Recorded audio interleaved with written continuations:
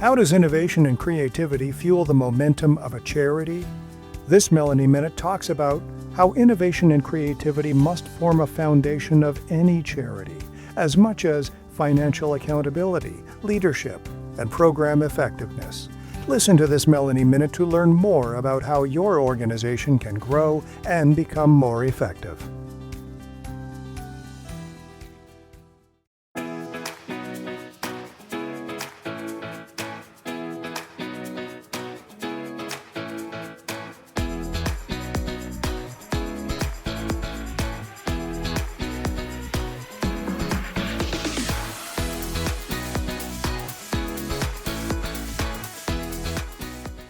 Welcome to another Melanie Minute.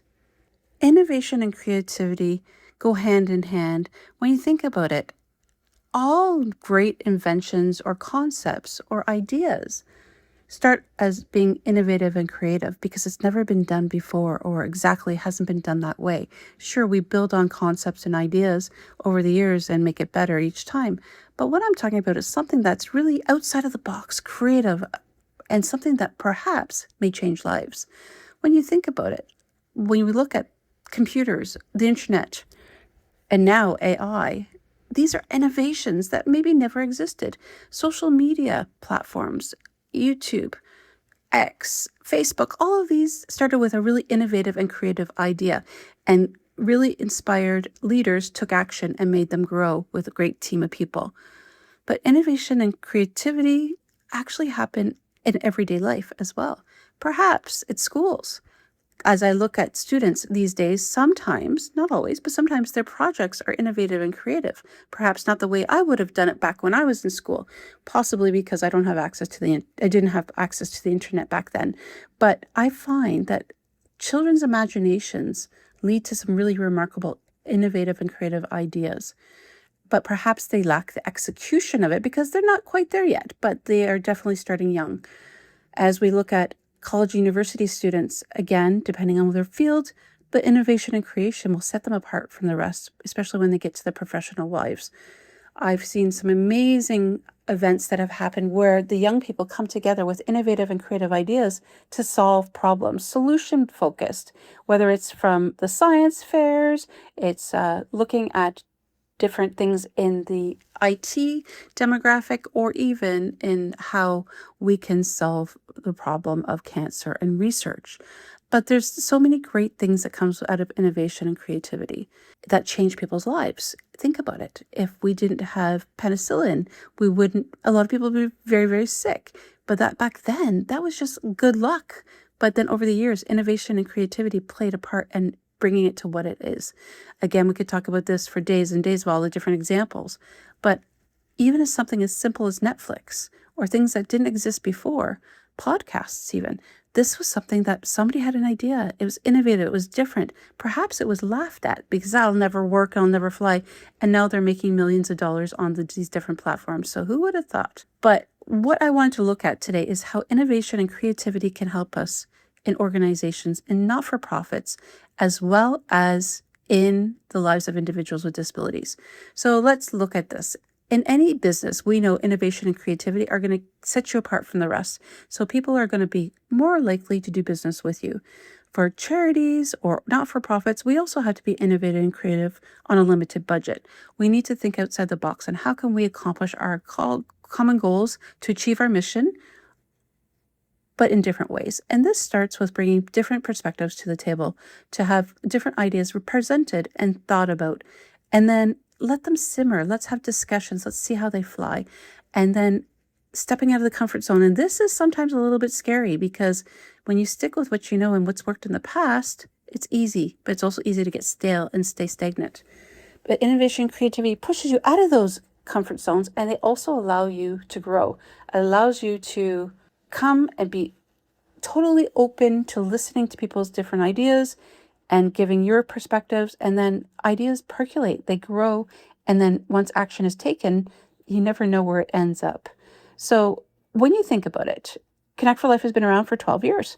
It's great. We've had some milestone programs. We've had great success in helping individuals, and it's been wonderful. But each year we review, we look at the programs. What is still working? What do we need to adapt to because of changing times? I'll use the pandemic as an example. We had to take things virtual, but now we're looking at how do we grow and move forward? How can we innovate and creative in different things, not just in our programs, but in partnerships, in opportunities for the charity to grow and to make a bigger impact in the community. We'll be back in just a minute.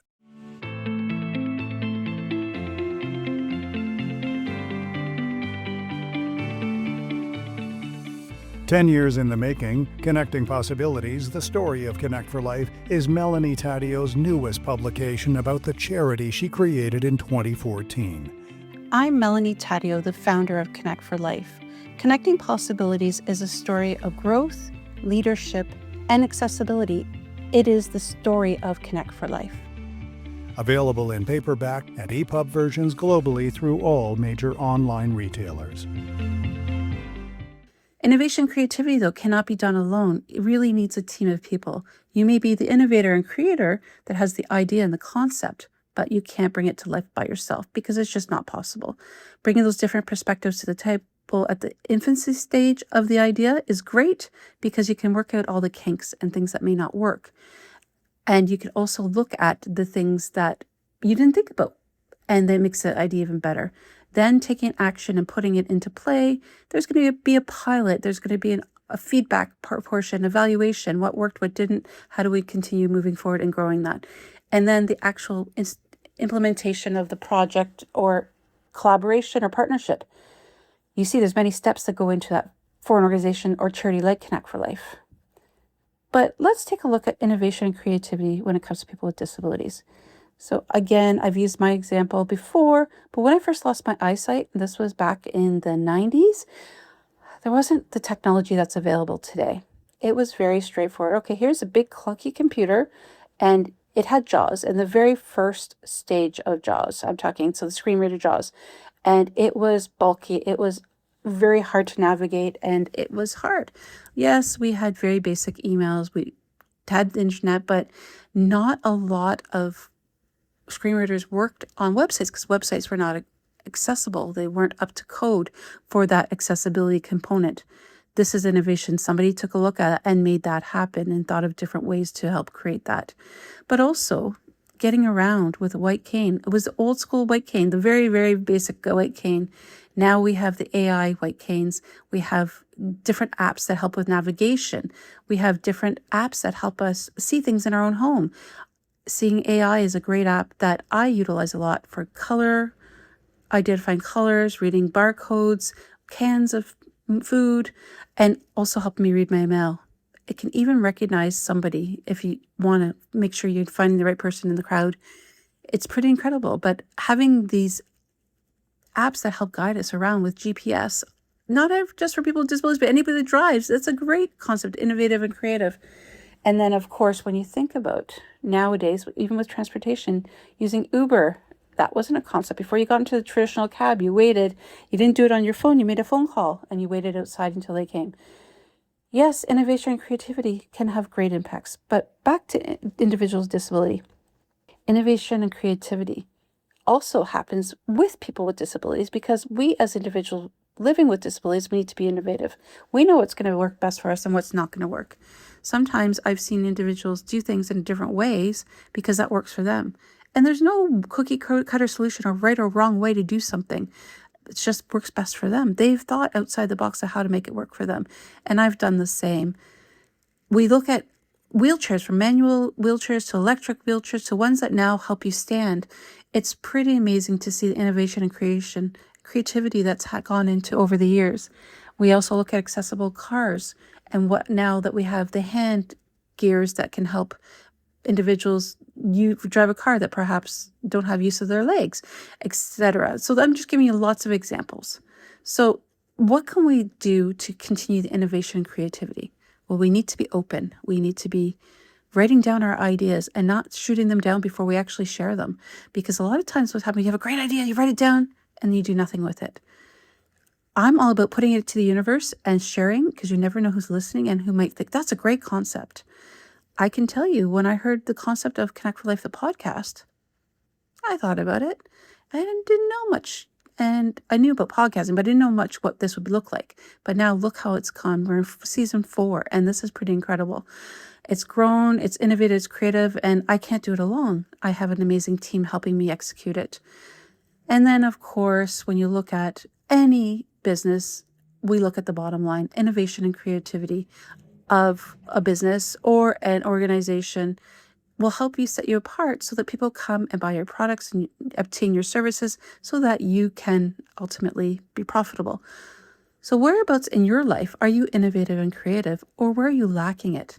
What innovative and creative things have you seen happening around in your communities, in the world at large, and what would you like to see for the future? We know AI is taking a big role right now, but there's so much more out there for individuals with disabilities and for everybody else. I'd love to hear your thoughts and ideas on innovation and creativity. I know myself, I love it because it challenges me, allows me to think outside the box, and it also helps me work with great teams to make things happen. Until next time.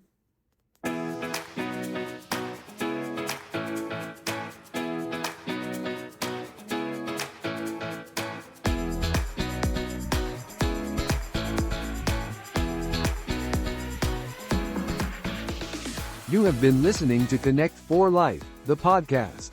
Connect for Life is a Canadian-based registered charity committed to eliminating barriers for people with disabilities. Visit connectforlife.ca and join us in helping people with disabilities become the champions of their growth stories.